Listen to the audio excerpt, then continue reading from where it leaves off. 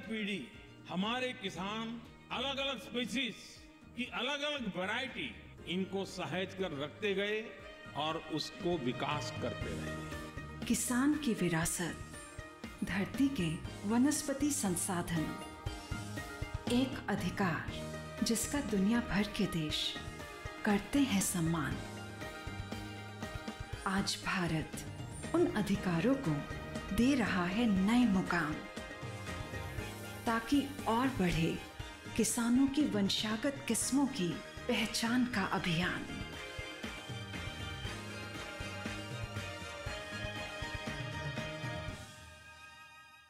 नमस्कार, आप देख रहे हैं दूरदर्शन किसान। कार्यक्रम कृषि दर्शन में आप सभी का स्वागत है। मैं हूं आपके साथ मोनालिसा। किसानों को समर्पित कार्यक्रम कृषि दर्शन एक ऐसा कार्यक्रम है जिसमें किसानों के लिए तमाम उपयोगी जानकारियां हम अलग अलग सेगमेंट्स के जरिए समेट कर लेकर आते हैं। इस कार्यक्रम में विज्ञान और किसान, कृषि स्टार्टअप और फार्मिंग इंडिया जैसे सेगमेंट्स के माध्यम से हम आपको बताते हैं कि किस तरह से कृषि क्षेत्र में महत्वपूर्ण गतिविधियां चल रही है, कौन सी आधुनिक तकनीक है। इसके साथ ही सरकार द्वारा किसान हित में किस तरह की योजनाएं चलाई जा रही हैं। इन जानकारियों का सिलसिला आज भी जारी रखेंगे और आइए शुरू करते हैं आज का ये कार्यक्रम।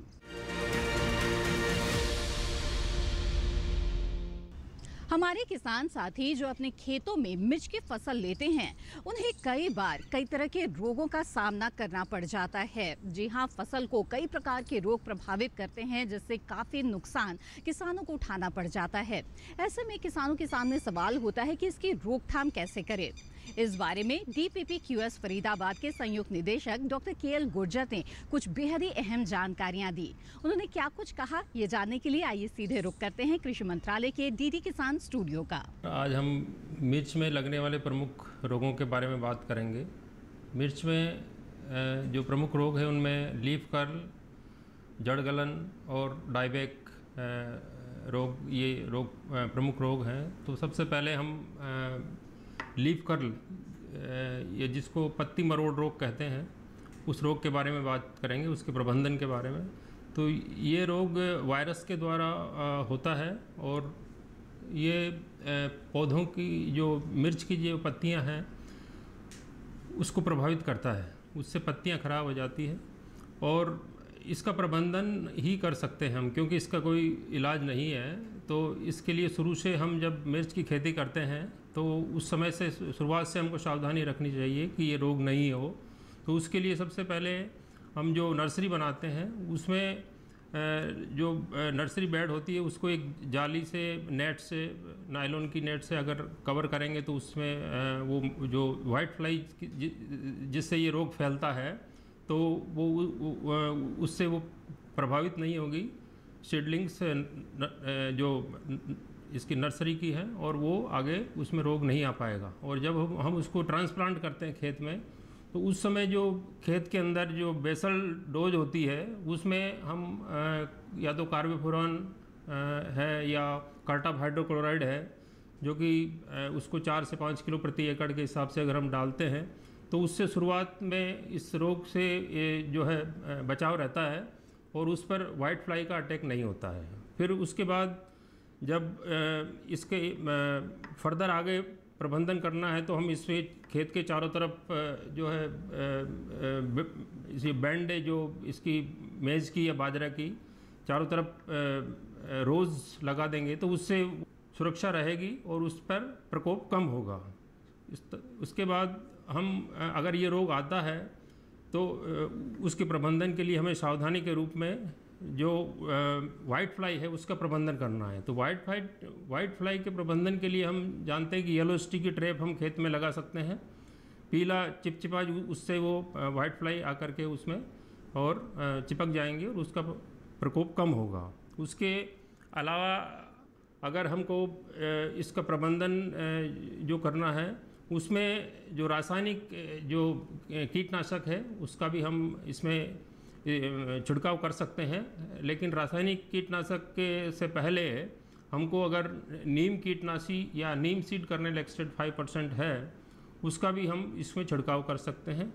वो और उसके बाद अगर हमको रासायनिक कीटनाशक छिड़काव करना है तो हमें इमिडाक्लोप्रिड या एस्टामाप्रिड, तो ये दोनों में से कोई भी हम उस 1 ग्राम प्रति लीटर के हिसाब से उसका घोल बना करके छिड़काव करेंगे तो वाइट फ्लाई का अटैक उसमें नहीं होगा। और इस तरह से हम उसको जो रोग है जो फैलता है, वायरस का रोग है और वाइट फ्लाई एक प्लांट से दूसरे प्लांट में उसको फैलाती है, तो उसका हम प्रबंधन कर पाएंगे। आइए कार्यक्रम कृषि दर्शन में देखते हैं सेगमेंट विज्ञान और किसान।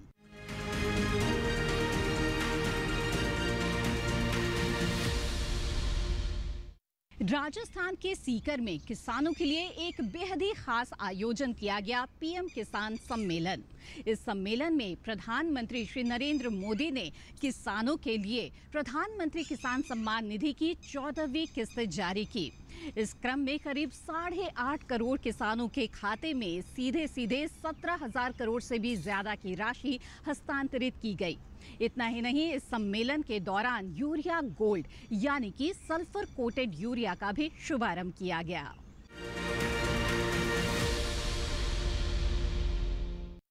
इन दिनों जैविक खेती का चलन काफी तेजी से बढ़ रहा है, क्योंकि ये प्रकृति के अनुकूल है, साथ ही इसमें मिलने वाले जो उत्पाद हैं वो गुणवत्ता युक्त होते हैं और जो सामान्य खाद्य उत्पाद होते हैं उससे कहीं ज्यादा भाव जैविक उत्पादों को बाजार में मिलता है। लेकिन इसकी खेती के दौरान केचुआ खाद की आवश्यकता होती है, जिसे किसान खुद भी तैयार कर सकते हैं। केचुआ खाद बनाने की क्या विधि है और किस तरह से ये जैविक खेती के लिए उपयोगी है, आइए इसके बारे में विस्तार से जानते हैं इस रिपोर्ट में।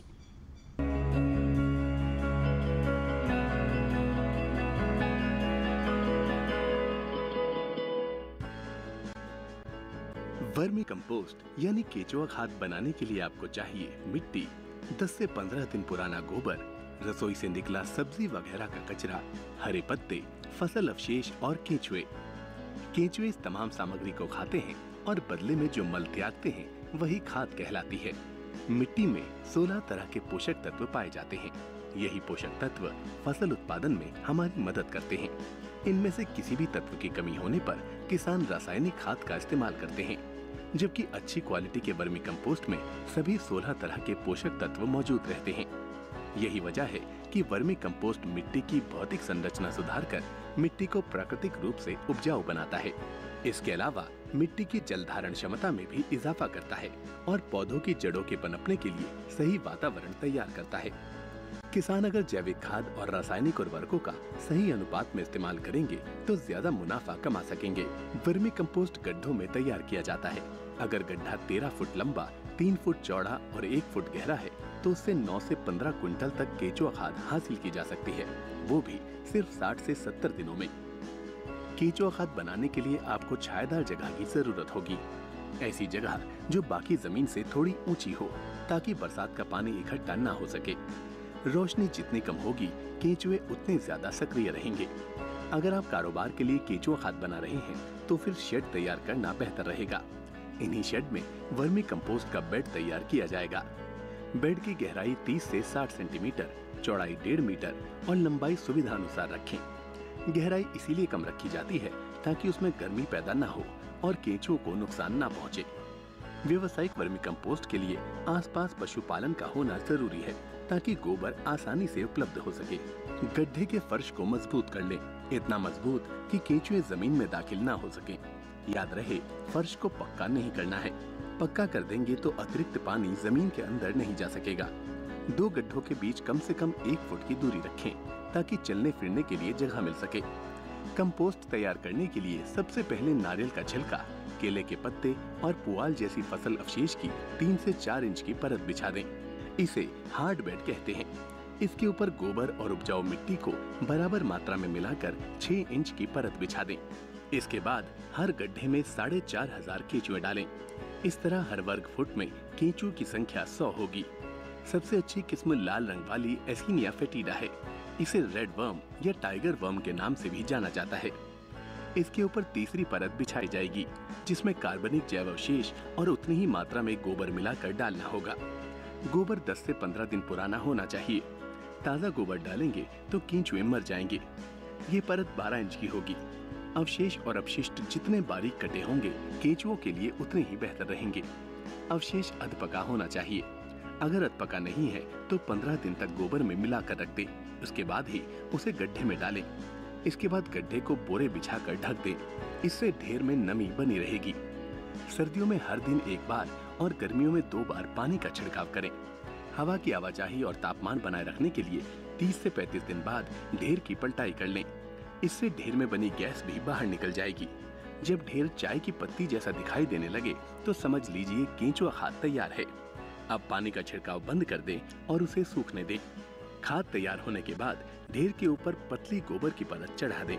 सारे केंचुए इसमें आकर इकट्ठे हो जाएंगे। इन केंचुओं को अलग कर लें जो आगे खाद बनाने में काम आएंगे।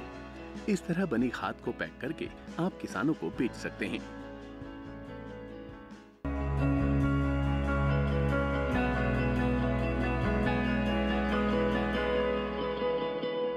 तो अभी आपने जाना केंचुआ खाद के बारे में। इसी के साथ कार्यक्रम कृषि दर्शन में वक्त हो चला है एक छोटे से ब्रेक का। ब्रेक के बाद मिलवाएंगे आपको एक सफल किसान से अगले सेगमेंट कृषि स्टार्टअप में। आप बने रहें दूरदर्शन किसान पर।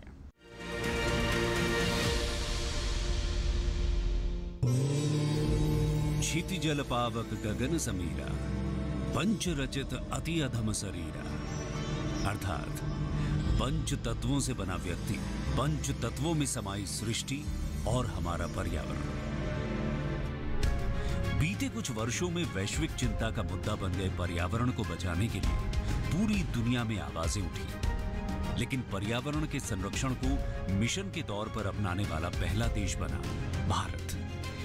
1 नवंबर 2021 यही वो तारीख है जब ग्लासगो में माननीय प्रधानमंत्री श्री नरेंद्र मोदी की पहल पर शुरू हुआ lifestyle for environment. Climate change में लाइफस्टाइल की एक बहुत बड़ी भूमिका है। आज जरूरत है कि हम सभी लोग एक साथ आकर लाइफस्टाइल फॉर एनवायरनमेंट यानी लाइफ को एक अभियान की तरह आगे बढ़ाएं। लाइफ सिर्फ मिशन नहीं बल्कि जन आंदोलन है। जल, जंगल और जमीन के बेलगाम दोहन के खिलाफ राष्ट्रीय स्तर पर प्रतिबद्ध लोगों का पर्यावरण संरक्षण के लिए अभियान। एक ऐसी जीवन शैली को जीने की आदत जिसमें पर्यावरण से मित्रता का भाव हो, न कि नुकसान पहुंचाने की नीयत। क्लाइमेट चेंज को ध्यान में रखते हुए स्वस्थ और टिकाऊ जीवन पद्धति है लाइफ का आधार। मिशन लाइफ का मंत्र है लाइफस्टाइल फॉर एनवायरनमेंट।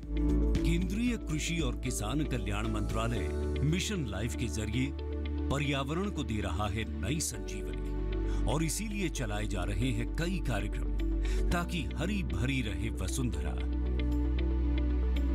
मिट्टी की उर्वरता को पोषण के हिसाब से बरकरार रखना, कृषि में ड्रोन एप्लीकेशन के इस्तेमाल के फायदे और इसके तरीके का प्रदर्शन, जलवायु के हिसाब से फसल, बीज और विविधता यानी स्मार्ट एग्रीकल्चर को बढ़ावा, रेन वाटर हार्वेस्टिंग, वर्षा जल संचयन को लेकर जागरूकता, बायोगैस और कंपोस्ट यानी वेस्ट से वेल्थ, कबाड़ से समृद्धि के उपाय, टिकाऊ पैदावार और खपत के तरीके। हर वर्ष की तरह इस वर्ष भी 5 जून यानी विश्व पर्यावरण दिवस बेहद खास रहा और इस मौके पर मंत्रालय द्वारा विभिन्न कार्यक्रम आयोजित किए गए। पर्यावरण को बचाने के लिए मंत्रालय सतत प्रयासरत है। अलग अलग योजनाएं इसी की हैं झलक, जैसे इंटीग्रेटेड पेस्ट मैनेजमेंट का असरदार अमल यानी खेती को नुकसान पहुंचाने वाले कीटों, जीवों और बीमारियों से फसलों की रक्षा, किसानों को परिस्थिति के अनुकूल टिकाऊ कीट प्रबंधन अपनाने के लिए प्रेरित करना ताकि रासायनिक उर्वरकों पर निर्भरता खत्म हो, एकीकृत न्यूट्रिएंट प्रबंधन यानी जिससे मिट्टी की उर्वरता बढ़े, साथ ही पैदावार में बढ़ोतरी हो, जैव उर्वरकों के इस्तेमाल से पैदावार की पोषकता बढ़ाने पर जोर ताकि पर्यावरण भी रासायनिक खादों से प्रभावित न हो और मिट्टी की उर्वरता भी बनी रहे। नेचुरल और ऑर्गेनिक खेती यानी प्राकृतिक और जैविक कृषि को बढ़ावा योजना का खास अंग है।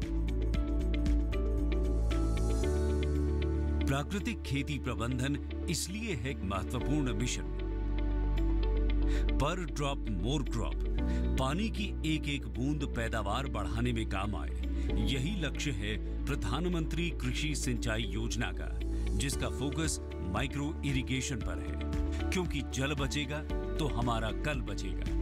मंत्रालय का एक ध्येय, पर्यावरण का बचाव सर्वप्रथम उद्देश्य, और यही है मिशन लाइफ का पैगाम।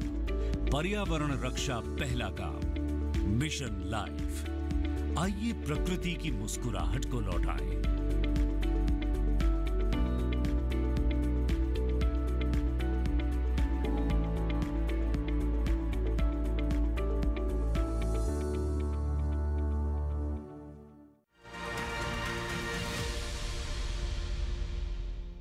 ब्रेक के बाद आप सभी का फिर से स्वागत है। आप देख रहे हैं कार्यक्रम कृषि दर्शन। आइए अब इस कार्यक्रम में आगे बढ़ते हैं और नजर डाल लेते हैं अगले सेगमेंट पर, जिसका नाम है कृषि स्टार्टअप।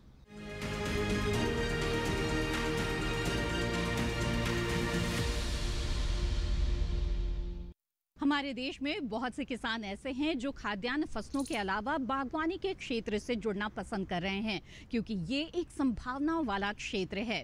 इनकी बाजार में अच्छी मांग भी रहती है और साथ ही निर्यात की स्थिति भी बेहद ही अच्छी बनी हुई है। ऐसे में आज हम आपको मिलवाने जा रहे हैं एक सफल महिला किसान से, सुरेंद्र कौर जी से, जिन्होंने बागवानी के क्षेत्र में कदम रखा और सफलता का परचम लहरा दिया। आज वो कैसे दूसरों के लिए प्रेरणा स्रोत बन चुकी हैं, आइए जानते हैं उनसे मिलकर।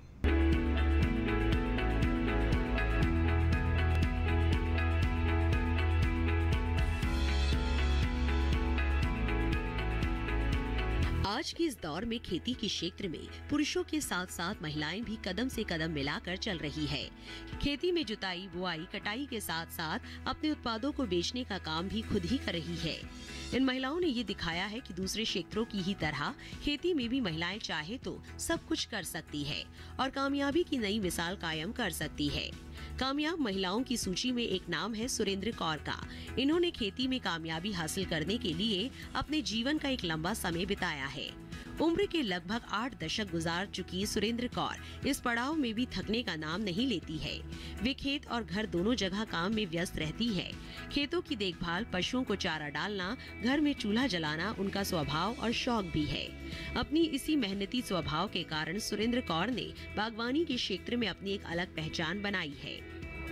उनके पिता एक सरकारी कर्मचारी थे। काम में व्यस्त होने के कारण वे खेत के कामों में हाथ नहीं बटा पाते थे। यही कारण था कि सुरेंद्र कौर और उनकी मां को खेत का काम देखना होता था। हालांकि गांव के लोगों ने इनका मजाक भी उड़ाया था कि महिलाएं होकर भी वे खेत पर काम करने आती हैं, लेकिन इसकी परवाह किए बिना वे और इनकी मां अपने काम में लगी रहती है। सुरेंद्र कौर को बचपन से ही पेड़ पौधों से लगाव था। यही कारण था कि स्कूल में भी इन्हें पेड़ पौधों के रखरखाव का जिम्मा सौंप दिया गया था। इन्होंने बचपन में ही ये फैसला कर लिया था कि वे बड़ी होकर एक सफल किसान बनेंगी। शादी के बाद भी उन्होंने अपने पति के खेतों में खेती करना जारी रखा। हालांकि शुरुआत में सुरेंद्र कौर ने खेती में कई मुश्किलों का सामना किया, लेकिन जहां काम करने का जज्बा और हौसला हो तो हर समस्या का समाधान निकल ही आता है। सुरेंद्र कौर ने सन 2001 में बाग लगाने का फैसला किया। इन बागों में सुरेंद्र कौर ने अमरूद, चीकू और आम लगाए। वो दिन रात मेहनत करने लगी। पहली बार उन्हें लगा कि उनके सपनों के फल देने का समय आ गया है। अपनी बागवानी की इसी शौक के कारण सुरेंद्र कौर जीवन में सब कुछ हासिल कर पाई। 32 एकड़ में फैले अपने फलों के खेतों को देखकर सुरेंद्र कौर को लगता है कि उनका सपना सच हो गया है। उनके बाग में फलों की देखभाल करने के लिए कई मजदूर हैं, फिर भी वे खुद ही अपने पेड़ों और उनकी फलों का खास ख्याल रखती है। सुरेंद्र कौर ने बागवानी के साथ साथ गाय और भैंस भी पाल रखे हैं। इनकी देखभाल भी वे स्वयं करती हैं। सुरेंद्र कौर ने अपनी मेहनत और लगन के बलबूते अपनी एक खास पहचान बना ली है। इनकी सफलता में इनके पति का भी बहुत बड़ा योगदान है। सुरेंद्र कौर ने बागवानी के साथ ही 12 एकड़ में सफेदे के पेड़ भी लगाए हैं। इससे उनके खेतों में हरियाली बनी रहती है और पर्यावरण भी शुद्ध रहता है। सुरेंद्र कौर का मानना है कि किसी भी काम को ठीक ढंग से करे तो कामयाबी आपको जरूर मिलेगी। वो दूसरे किसानों को भी सलाह देती है कि बागवानी में ज्यादा मुनाफा है और इसे करने के लिए उन्हें आगे आना चाहिए। इसी बागवानी ने सुरेंद्र कौर को एक पहचान दी है, नाम दिया है और दी है जीने की सभी सुविधाएं, और इसके लिए इन्हें पुरस्कृत भी किया जा चुका है। सुरेंद्र कौर की सफलता की कहानी उन सभी महिलाओं के लिए प्रेरणा स्रोत है जो कृषि में केवल परेशानियां देख रही है। सुरेंद्र कौर ने साबित किया है कि अगर महिलाएं चाहे तो खेती में भी कामयाबी की बुलंदियां छू सकती हैं। तो अभी आपने देखी सुरेंद्र कौर की सफलता की कहानी। इसी के साथ कार्यक्रम कृषि दर्शन में वक्त है एक और छोटे से ब्रेक का। ब्रेक के बाद बात होगी अगले सेगमेंट फार्मिंग इंडिया की। आप बने रहें दूरदर्शन किसान पर।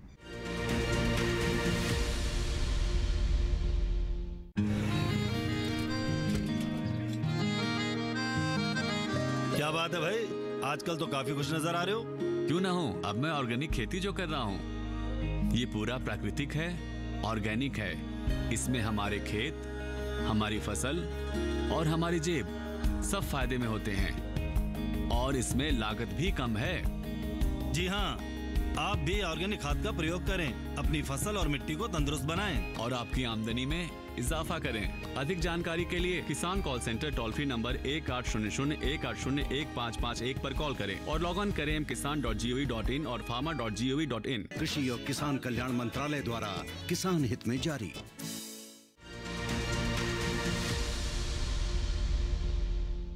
ब्रेक के बाद आप सभी का फिर से स्वागत है। आप देख रहे हैं कार्यक्रम कृषि दर्शन। आइए अब इस कार्यक्रम में आगे बढ़ते हैं, जानते हैं महत्वपूर्ण योजना के बारे में अगले सेगमेंट फार्मिंग इंडिया में।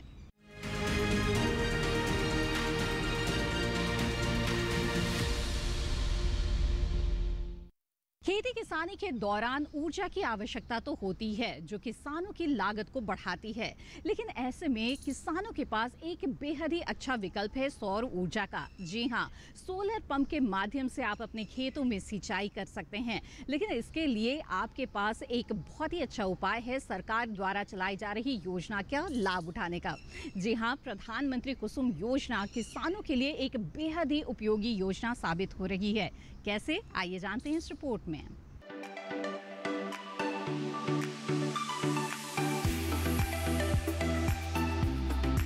सरकार ने फरवरी 2019 में प्रधानमंत्री किसान ऊर्जा सुरक्षा एवं उत्थान महाअभियान पीएम कुसुम योजना शुरू करने की मंजूरी दी थी। इस योजना का मकसद सौर ऊर्जा क्षमता विकसित करने में किसानों की मदद करना है। इससे किसानों को आय बढ़ने के साथ ही खेती के लिए पानी की जरूरत पूरी होगी। इसके जरिए वर्ष 2022 तक 30.8 गीगावाट बिजली उत्पादन का लक्ष्य रखा गया है। इस योजना के तहत किसानों को सब्सिडी पर सोलर पैनल मिलते हैं जिससे वे बिजली बना सकते हैं। जरूरत भर बिजली का इस्तेमाल करके वे बाकी को बेचकर अतिरिक्त आय भी हासिल कर सकते हैं। इस योजना में 20 लाख किसानों को सोलर पंप बनाने में मदद की जाएगी। 15 लाख किसानों को ग्रिड से जुड़े सोलर पंप लगाने के लिए धन मुहैया कराया जाएगा। इस योजना पर सरकार ने 34,422 करोड़ रुपए खर्च करने का ऐलान किया है। पीएम कुसुम योजना के 3 घटक हैं। पहला, विकेंद्रित ग्रिड से जुड़ी 10,000 मेगावाट की क्षमता के सोलर पावर प्लांट स्थापित करना, जिसमें हर प्लांट की क्षमता 2 मेगावाट तक की होगी। दूसरा घटक 20 लाख सौर ऊर्जा चालित कृषि पंपों की स्थापना। 15 लाख किसानों के सिंचाई पंप को सोलर पंप से जोड़ना। इस योजना के जरिए बिजली और डीजल से चलने वाले सिंचाई पंप को सोलर एनर्जी से चलने वाले पंप में बदला जाएगा। सोलर पैनल से मिलने वाली बिजली का इस्तेमाल किसान पहले अपने सिंचाई के काम में करेंगे। उसके अलावा जो अतिरिक्त बिजली बचेगी उसे विद्युत बिजली वितरण कंपनी को बेचकर किसान 25 साल तक आमदनी कमा सकते हैं और प्रदूषण भी कम होगा। सोलर पैनल 25 साल तक चलेगा और इसका रखरखाव भी आसान है। इससे किसानों को हर साल 1 एकड़ पर 60,000 रुपए से 1 लाख रुपए तक की आमदनी अगले 25 साल तक हो सकती है। किसानों को अपने में सोलर पैनल स्थापित करने के लिए केवल 10% रकम का भुगतान करना होता है। केंद्र और राज्य सरकार किसानों को बैंक खाते में 60% की सब्सिडी देती है। केंद्र और राज्य की ओर से बराबर का योगदान देने का प्रावधान है और बैंक की ओर से 30% लोन का भी प्रावधान है। इस लोन को किसान अपने होने वाली आमदनी से भी आसानी से भर सकते हैं। किसानों को इस योजना का लाभ उठाने के लिए सरकारी वेबसाइट https://mnre.gov.in पर जाकर रजिस्ट्रेशन कराना होगा। इसके अलावा आधार कार्ड, प्रॉपर्टी के दस्तावेज और बैंक खाते की जानकारी भी देनी होगी।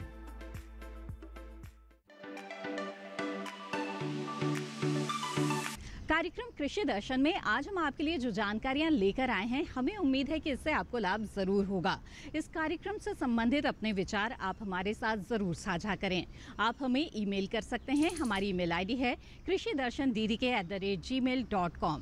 आप चाहें तो हमें पत्र भी लिख सकते हैं। हमारा पता है कृषि दर्शन, कमरा नंबर 58, CPC दूरदर्शन, खेलगांव, नई दिल्ली 110049। कृषि दर्शन कार्यक्रम को आप दूरदर्शन किसान के YouTube चैनल पर भी देख सकते हैं। इसके लिए टीवी स्क्रीन पर दिखाए जा रहे इस QR कोड को स्कैन करें। इसी के साथ कृषि दर्शन की आज की कड़ी में बस इतना ही। दीजिए इजाजत। आप बने रहें दूरदर्शन किसान पर। नमस्कार।